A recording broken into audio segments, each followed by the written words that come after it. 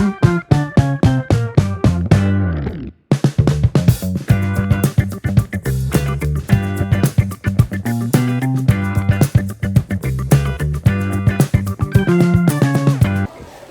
dia, boa tarde, boa noite.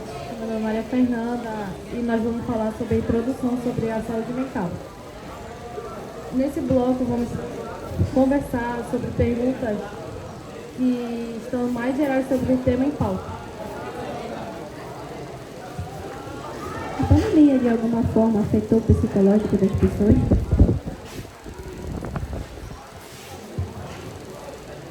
Bom, né, primeiramente, boa tarde a todos e a todas.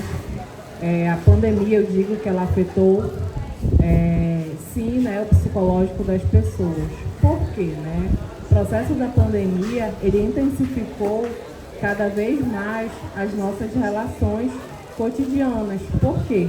Com o avanço da pandemia, as pessoas elas passaram a ficar mais recolhidas dentro da sua casa, né?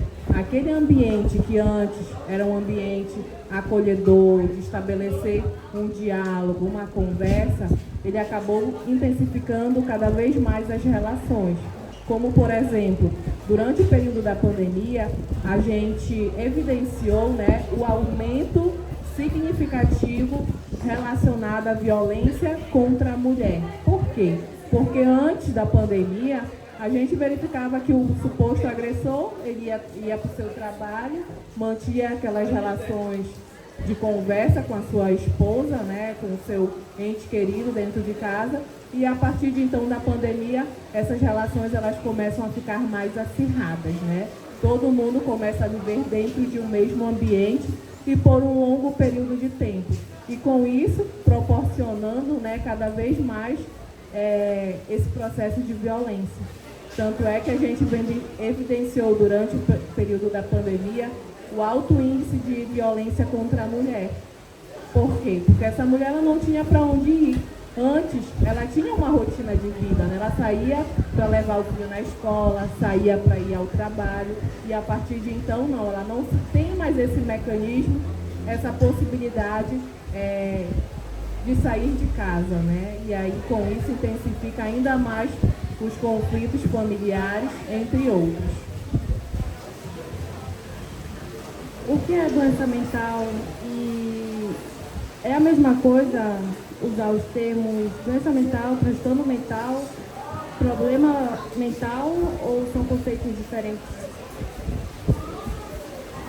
Bom, esses conceitos também a gente tem que levar em conta, né, uma perspectiva também, uma perspectiva biológica, né?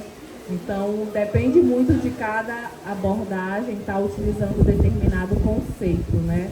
Mas o mais utilizado mesmo hoje em dia é a questão do transtorno mental, né?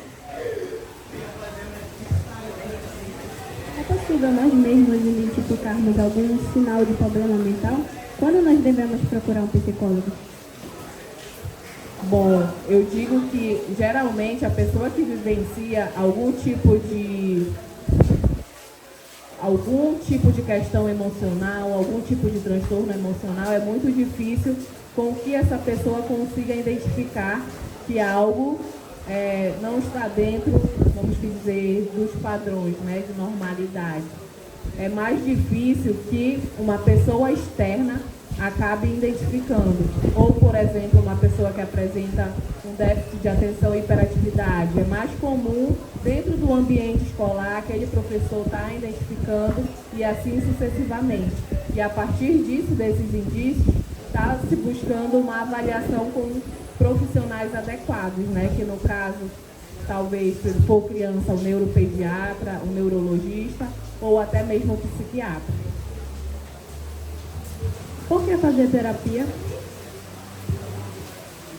Bom, eu digo que a terapia, né, hoje ainda tem muito... Eu digo que a terapia já está hoje mais disponível à população, mas ainda assim a população de classe média e a classe média alta, né? Aquelas pessoas que têm um poder aquisitivo melhor, ainda está muito, a gente ainda precisa avançar bastante. Eu digo que todo mundo deveria fazer psicoterapia. Por quê? Através da psicoterapia, a gente pode se compreender melhor. compreender as nossas emoções, os nossos sentimentos e assim mantermos uma relação mais saudável conosco mesmo e com o outro, né? Com as relações com que a gente estabelece no meio. Com que tipo de coisas a gente precisa, a gente pode se distrair quando a gente se sente mal com alguma coisa ou com alguma pessoa? Bom, nesses casos eu digo que é uma questão muito subjetiva de cada um, né? Até porque todo ser humano, ele apresenta mecanismos de autocuidado. Quando eu digo isso quer dizer que eu posso me sentir bem, né, em frente a uma situação. Eu gosto de ler um livro, ou talvez escutar uma música, e isso varia de indivíduo para indivíduo. Então, cada indivíduo ele vai acessar os recursos psíquicos que ele tem disponível. Como manter a saúde mental em dia? Quais autocuidados? Bom, para a gente se manter uma saúde mental em dia, eu digo que é primordial, né, a questão de a gente ter uma alimentação saudável, a questão do sono preservado, né, ter uma rotina em que você busque preservar essa questão do seu sono, dormir bem, né, a questão da prática de exercícios físicos também ajuda bastante, tipo, principalmente em questões de ansiedade, que ajuda a diminuição dos níveis de alguns hormônios. Então, essas práticas é atrelada também a uma rede de apoio em que você tenha com quem contar, entre familiares e amigos, se torna um processo cada vez mais salutar e saudável, né? A senhora poderia nos esclarecer, por exemplo, por que hoje em dia nascem pessoas com TDAH ou autismo? Bom, essa questão, né, do porquê de nascer pessoas com TDAH e autismo é uma questão que não se tem hoje em dia, vamos dizer, comprovações verídicas, mas também já tem alguns estudos científicos que acabam suspeitando das questões alimentares, né? Hoje em dia a gente consome muito alimentos com agrotóxicos, né? E diferente de antigamente, que antigamente a gente passava a fazer a manutenção desses alimentos. Eram alimentos mais saudáveis, o cultivo dele, a forma de produção. E hoje a gente vive numa sociedade extremamente capitalista, onde cada vez mais o ter, ele vem se sobrepondo à questão do ser. E aí é uma sociedade do rápido, para ontem, né? Então, para você ver a produção de aves hoje em dia, se tem também o manuseio de alguns tipos de substância para que essa ave ela produza mais, para que essa ave ela cresça mais, talvez possa ter alguma relação atrelada a essa questão. Por que antigamente era tão difícil os casos de depressão e ansiedade? Bom, eu digo que talvez não seja tão difícil, né? Mas talvez o nível de conhecimento que a população tinha sobre a questão da depressão e ansiedade talvez fosse pequeno e não tivesse tantos índices, né? Mas eu acredito que talvez já existisse sim casos, só não foi evidenciado e notificado esses casos de depressão e ansiedade. Porque hoje em dia é mais fácil terem adolescentes com problemas de saúde mentais do que antigamente. E aí eu volto novamente àquela tecla, né? Antigamente eu digo que as gerações passadas, elas tinham um tempo melhor de cuidado, né? Eram gerações que estabeleciam mais a questão do contato, a questão do vínculo, ou seja, as relações eram mais saudáveis. Era uma geração em que as crianças, os jovens, os adolescentes, eles saíam nas ruas, brincavam de pira-pega, de pular elástico, e assim mantinham contato, uma relação com os outros pares, com os outros semelhantes. Coisa que hoje em dia na nossa sociedade, por ser uma sociedade capitalista, uma sociedade do meio tecnológico, a gente cada vez mais passa a viver em função da tecnologia e acaba esquecendo de manter as nossas relações com os nossos pares. E isso vai chegar um momento em que vai gerar algum tipo de transtorno, sim, como já se tem hoje, né? O uso demasiadamente de jovens pelo uso da tecnologia, de jogos, entre outros. Já que tocamos nesse ponto, seria interessante também comentar o que é TDAH. O TDAH é o transtorno do déficit de atenção e hiperatividade. E ele varia também de pessoa para pessoa, né? De criança para o adulto e do adulto para o idoso. Então, ele pode se manifestar de diferentes maneiras e diferentes formas, né? Sendo que as principais causas justamente a questão da desatenção, da hiperatividade e a questão da impulsividade. Então, esses são os principais sintomas assim que acometem essas pessoas que possuem esse diagnóstico.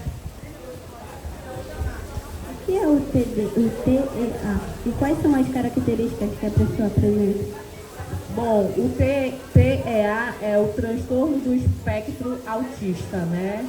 Ele geralmente a gente começa a observar e a obter um diagnóstico mais preciso por volta de uns 3 anos de idade, né?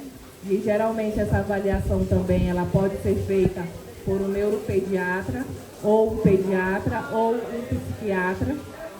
E os principais características, né, é a questão de não ter muito essa questão da sociabilidade e a questão também de comportamentos repetitivos. Então, essa é uma das principais causas assim, desse tipo de transtorno, né? Infelizmente, muitas situações acontecem traumatizantes podem ocorrer na vida de um jovem. Por isso, gostaríamos de saber, por exemplo, como lidar com traumas de abuso sexual.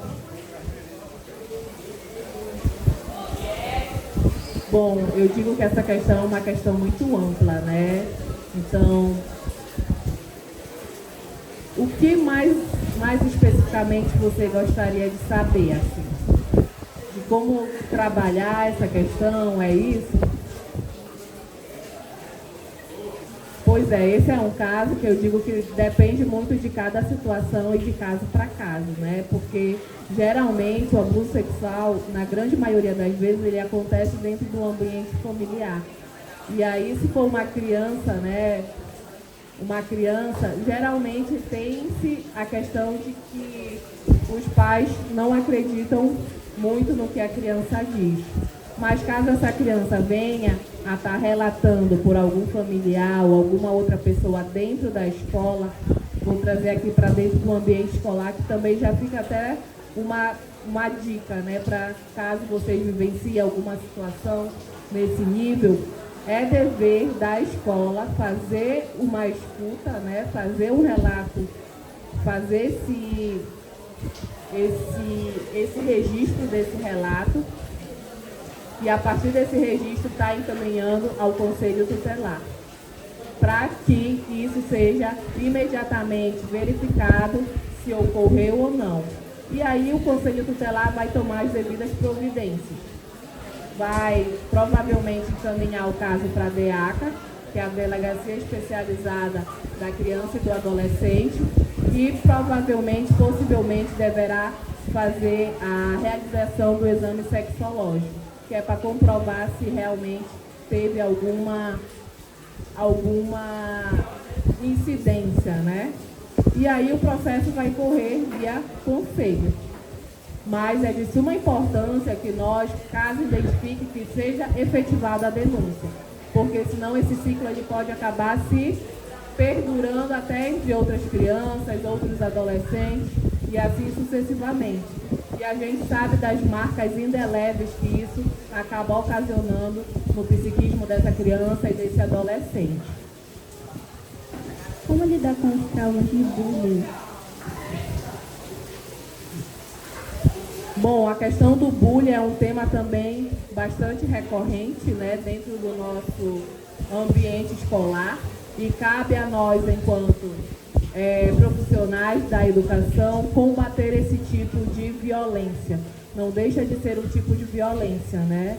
E aí a gente também, enquanto comunidade escolar, estar alerta, né, de que tipo de brincadeiras eu acabo tendo com o meu colega. Será que muitas das vezes essa brincadeira faz com que esse meu colega se sinta bem ou se sinta mal?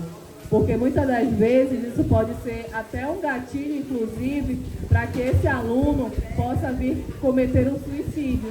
Porque ninguém sabe, né, aquilo que ele está passando. Muitas das vezes a gente pensa que é só uma brincadeira, mas a gente também deve tomar cuidado na forma com que essas brincadeiras elas acabam se reproduzindo.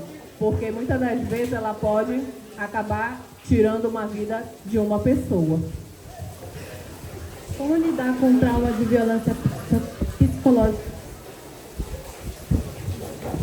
Bom, eu acho que todas essas questões aqui, né, a gente não deixa de ter atrelado a isso, ter um suporte familiar, primeiramente, né, ter uma rede de apoio e com isso, concomitante a isso, dessa criança ou desse adolescente estar inserido em um processo psicoterapêutico, porque é de suma importância com que ele venha a estar externalizando essa vivência na qual ele vivenciou, na qual ele passou, porque é através desse falar sobre que eu vou estar atribuindo novo significado a essa experiência vivida.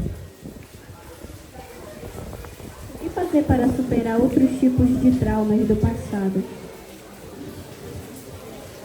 Bom, como eu já disse anteriormente, né, a superação do trauma, né, se dá através de uma psicoterapia. É através da psicoterapia que eu vou entrar em contato com as situações vivenciadas e, a partir de então, dar um novo sentido, um novo significado a essas vivências, ou seja, ressignificar essas vivências, fazendo com que, a partir de então, eu consiga ter uma vida ativa, né, uma vida saudável, sem fazer com que esses fantasmas de outrora acabem influenciando nas minhas atividades diárias e cotidianas. Queremos agradecer a psicóloga que nos respondeu, queremos agradecer a todos que nos ouviram e a todos, eu peço a vocês que fiquem para o próximo bloco, que já vai começar.